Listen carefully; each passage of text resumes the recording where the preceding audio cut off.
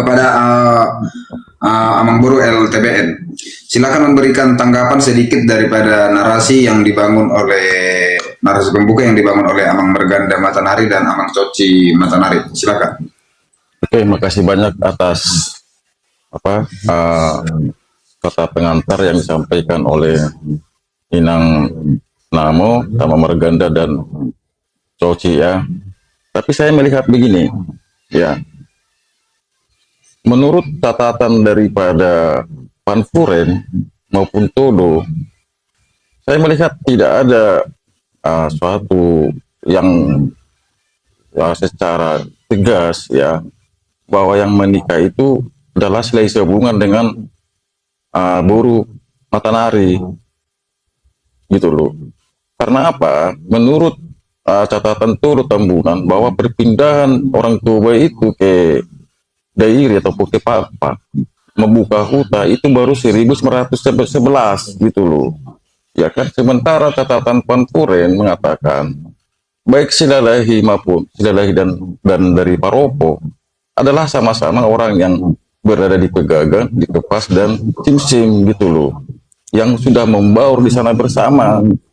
Artinya ya, saya melihat begini, coba dihubungkan dulu ya, di sana ada huta Silalahi gitu loh, kenapa tidak Silalahi Sabungan? Kalau yang benar yang menikah itu adalah Silalahi Sabungan, kenapa di sana hutannya dibuat Silalahi gitu loh? Coba kita dulu dijawab dulu dari tulang-tulang semua bertiga ini, bagaimana korelasinya bahwa yang menikah itulah Silalahi Sabungan sementara yang tercatat nama di sana adalah Silalahi gitu loh. Akhirnya itu dulu pertanyaan saya. Sebelum dijelaskan oleh dari kelompok atau teman-teman dari Pakpak, saya lebih duluan meminta atau kepada Amang Boru LTBN supaya memberikan penjelasan perbedaan daripada Silai Sabungan dengan Silalahinya supaya mereka dapat nanti menjelaskan kembali. Silakan Amang Boru. Ya, jadi begini ya. Menurut perspektif ya yang kami pahami gitu loh ya, bahwa Silalahi itu adalah sosok ya yang lahir dari koparan daripada Tuan Surbadi Banua yang bersaudara dengan si Bagok Nipohan, si Pait Tua ya kan, Gereja Uluan. Tolong di mute dulu tuh,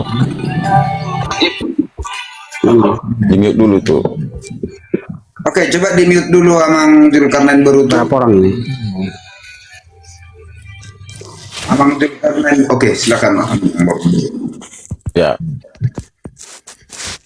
Raja Uluan dan ada Raja Huta 5, ada Sobu, Sumba dan naik pos-pos gitu. Ada 8 ya kakak beradik. Dalam perjalanannya si Raisa Bungan dengan si Raja Uluan itu tidak terlepas dari perjalanannya gitu ya, dalam perjalanannya dari Luban Gorat Belige sampai ke Samosir.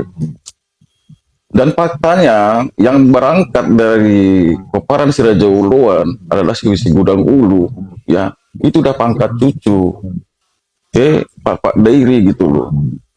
Artinya ya, yang mengklaim marganya menjadi Matanari dari koparan si Gudang Ulu adalah cucu daripada si Raja Uluan. Ya kan, sementara dalam cerita kami bahwa Silalahi Sabungan tidak pernah lepas daripada si Raja Uluan dimanapun mereka berada gitu loh. Sedangkan pengertian Silalahi dalam perspektif kami adalah anak Silalahi Sabungan itu sendiri. Maka pertanyaannya ya kan, yang dimaksud dengan Silalahi Sabungan dalam perspektif daripada Pakpak itu siapa? Karena faktanya di sana itu adalah huta Silalahi. Kenapa enggak huta Silalahi Sabungan gitu loh? Nah, sehingga ini menjadi perlu digali lebih jauh gitu loh. Yang menikah dengan Pinggan Mati itu siapa? Terus yang memberikan tanah itu siapa? Yang menerima tanah yang di sana itu siapa namanya?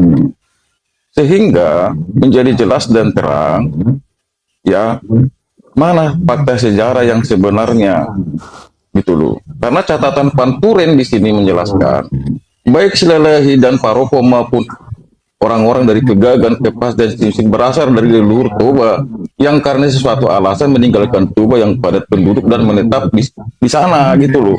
Jadi saya bingung kenapa di sini Panturen juga menuliskan Silalahi, kenapa tidak Silalahi Sabungan gitu loh.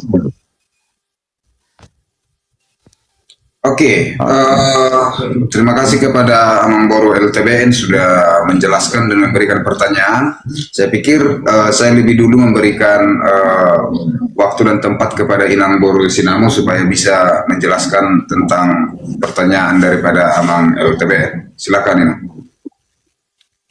Jadi seperti jua-jua kurang Julkarnain Berutu sebelumnya saya katakan. Saya lupa, menjua-jua selamat malam Horas Amang Julkarnain Berutu. Ya. Juan-jua turang. Jua-jua Pak Guru Oi, Jendi on dan cam kawan-kawan. Jua-jua Ibu Namo. Oke, Turang. Amang Julkarnain Berutu bisa on cam Amang? Kayaknya terganggu. Oke. Oke, silakan. Saya menjelaskan sedikit dulu ya turang-turang tentang pengertian kita tentang permasalahan silalahi dan silahi sabungan. Nanti kawan-kawan bisa menambahkan. Benar seperti yang Pak TBN tadi katakan bahwa menurut catatan Panturen, orang Batak Toba yang datang ke Dairi itu dimulai pada tahun 1911. Jadi kata kuncinya bahwa orang Toba yang datang ke Pak itu adalah 1911 ya, 1911. Nah, lalu kemudian kan ada cerita bahwa dikatakan orang Pak itu berasal dari Toba sebelumnya kan gitu ya. Nah, ini kita harus melihat ada migrasi juga orang Toba prakolonial. Jadi yang Pak LTBN katakan tadi itu adalah perpindahan orang Toba ke Pak ketika zaman prakolonial. Itulah yang disebut dengan Mangarerak. Lalu ke migrasi kedua itu di zaman kolonial. Itulah yang memindahkan 23.000 orang dari Toba ke Pak. Dan terakhir, migrasi terakhir itu adalah setelah kemerdekaan. Nah, jadi memang ada tiga migrasi atau perpindahan dari Toba ke Pak.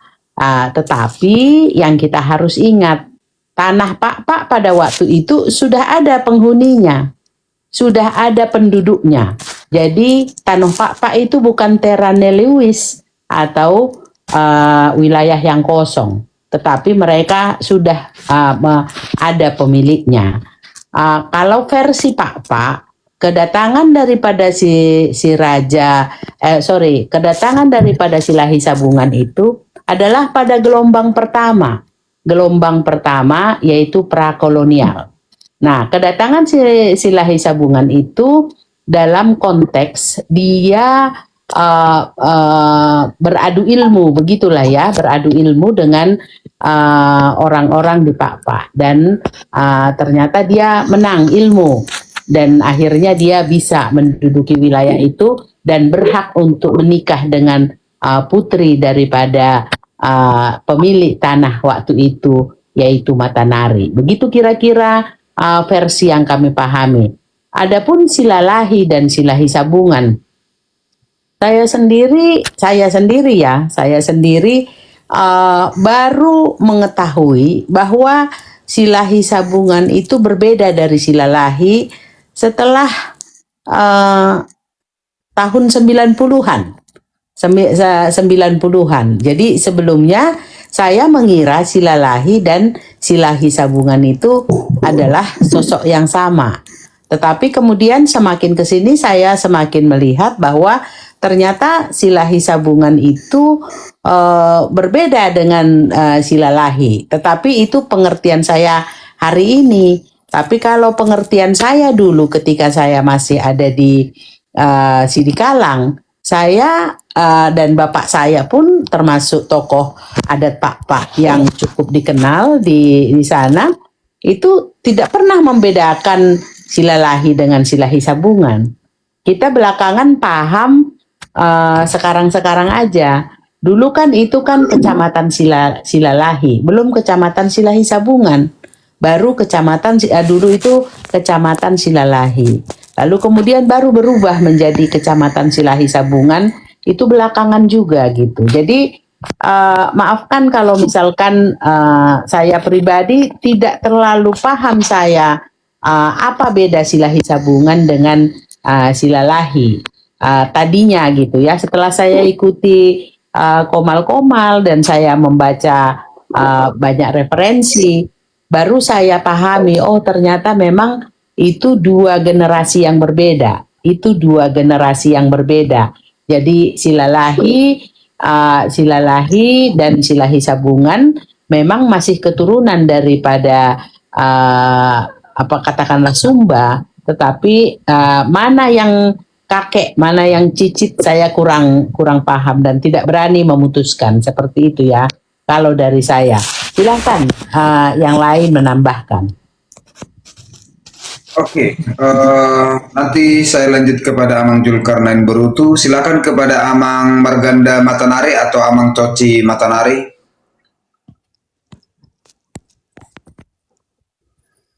Iya, Amang Coci Matanari. terima kasih. Saya mau mencoba menyikapi soal terkait. Saya juga memang harus highlight bahwa seperti yang dikatakan Turang Bersinamo ya, bahwa kami memang tidak sejak awal ya, dari awal kami tidak mengenal ada berbeda-beda antara Silalahi dengan Silahi Sabungan begitu. Pemahaman kita waktu itu adalah bahwa mereka itu adalah yang kita pahami adalah kalau sebutan di keluarga saya dulu sebutannya adalah silaki gitu ya. Itu merujuk kepada Silahi Sabungan gitu. Nah, persoalan antara Silalahi dengan Silahi Sabungan tentu itu bukan menjadi ranahnya kami, yang tentu kami juga tidak terlalu dalam memahami itu. Tetapi yang saya mau garis bawahi tadi bahwa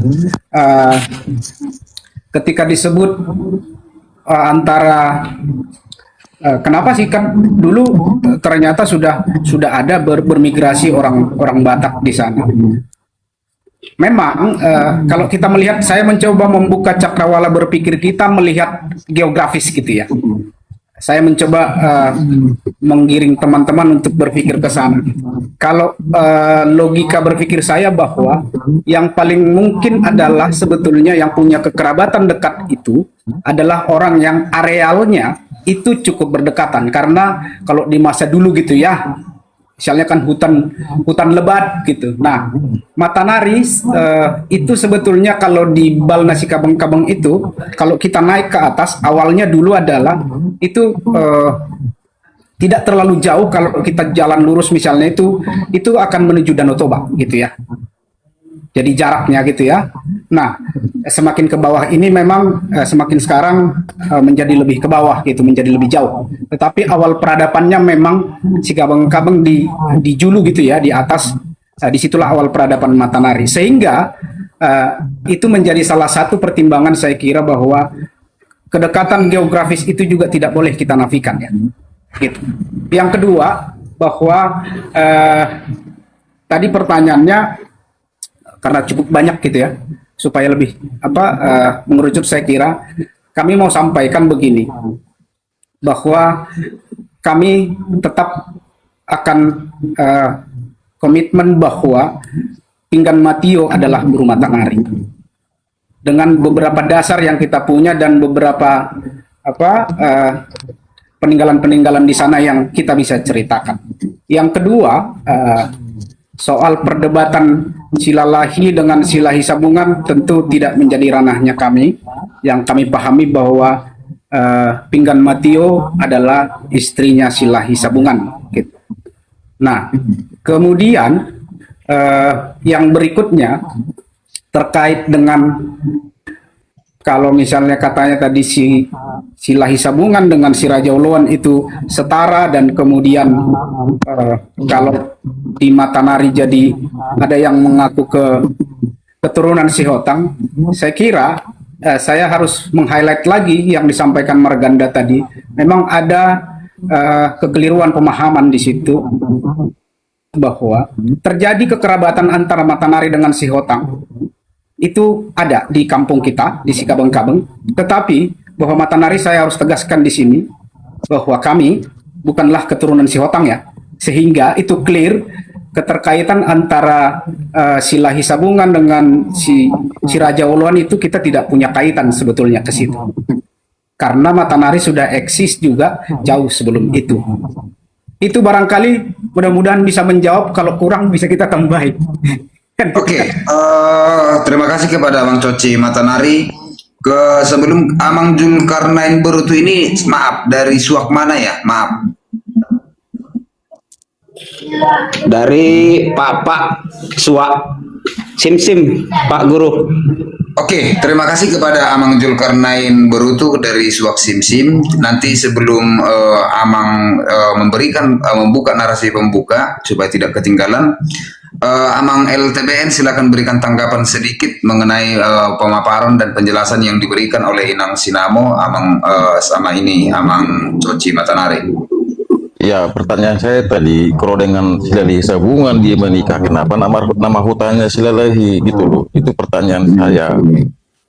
Ya, Oke, apa memang dasar gitu loh? Apa dasar alasan? Kenapa tidak Silalahi Sabungan? Kenapa nama hutannya Silalahi? oke. Itu menjadi pertanyaan saya.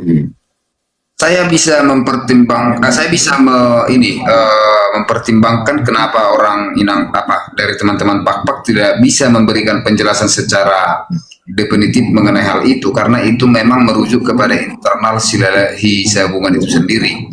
Karena harus kita akui bahwa mana tahu ada daripada kelompok atau keturunan Silalahi Sabungan yang tetap membawa nama leluhurnya itu ke tempat yang berbeda. Kira-kira begitu. Nah, tetapi kalau untuk menjelaskan secara definitif tentang itu, harusnya kita harus mendudukkan daripada generasi si Raja Uluan atau dari Tuan Sorba di Banua atau Naiswanur, yaitu si Bagong Nipohan, si Lahi Sabungan, si Raja Uluan, si Baik Tua, si Raja Utalima, si Raja Sumba, si Raja Naipos, si Raja Subu dan Nepos. Nah, harusnya kita yang bisa mendudukkan itu, karena mereka tidak bisa menjelaskan itu secara definitif. Begitu kira-kira menurutku itu dari sudut pandang saya, karena mereka tidak bisa, tidak memiliki pemahaman atau tidak memiliki otoritas untuk menjelaskan itu kira-kira. Ketulang jadi begini ya, supaya kita fokus. Saya juga ingin tahu, mana mungkin Matanari, Dakmanik, Lingga itu jatuh dari langit kan? Saya juga ingin tahu itu asal usul daripada Manik, Matanari, Lingga itu dari mana sebenarnya?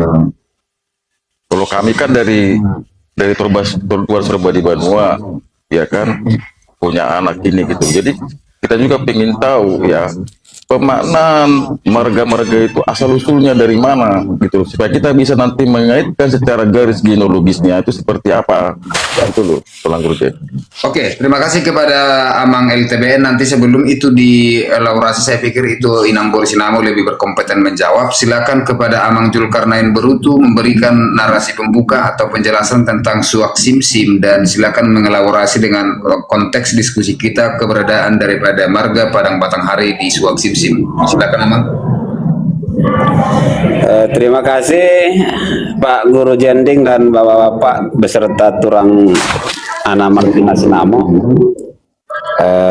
Malam ini saya ketemu dengan kawan-kawan yang selama ini saya ikuti, khususnya Guru Jending, yang selalu memberikan pemikiran-pemikiran tentang kesukuan khususnya di wilayah kita.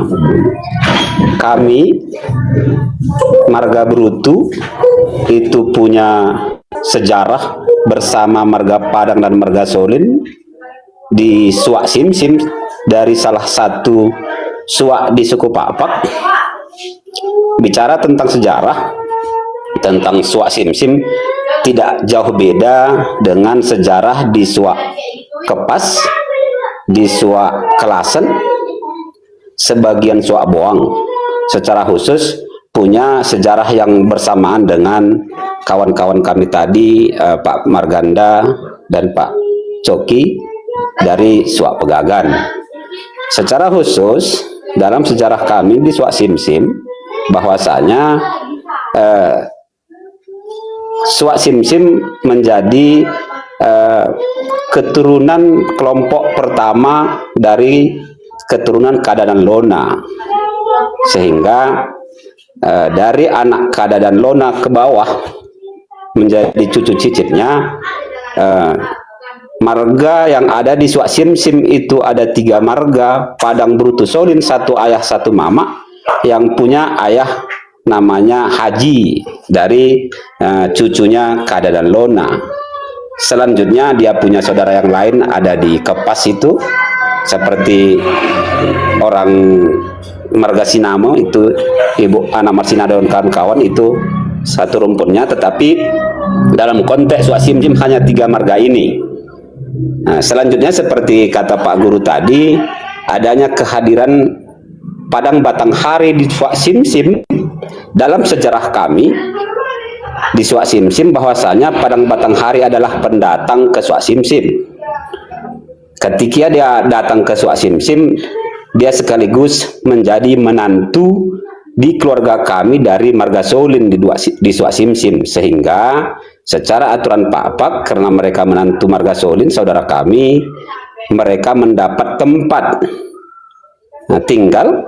Secara hukum Pak-Pak itu rading tanah namanya, dikasih karena dia menantu di wilayah ulayat marga Solin, namanya Sileuh kalau di tempat kami Suak Simsim. Tentang dari mana Padang Batanghari, karena dia menantu saudara kami, saya nggak banyak menceritakannya karena kurang tepat seharusnya ketika Brutu menceritakan menantunya saudara kami marga Solin. Tetapi secara umum yang kami ketahui dan kami pahami, bahwasanya Padang Batanghari ini datang dari luar. Dari luar itu ada 2 versi sejarah mengatakan, satu itu dari Tobanya, dengan latar belakangnya Toba dan datang ke Simsim itu menjadi Padang Batanghari. Satu versi lagi, dia ada keterkaitan dengan marga Matanari di Suak Pegagan, di daerah Sileu-leu namanya, ketika ada hubungan baik antara marga Matanari dengan kelompok Sigodangulu. Versi itu dua-duanya beredar bagi kami di Suak Simsim, walaupun karena mereka menjadi menantu marga Solin, kami tidak banyak membahaskannya untuk menyimpulkan yang mana kesimpulannya, walaupun juga ada versi tambahan dibuat marga Padang Batanghari, bahwasanya mereka itu adalah bagian dari marga Padang.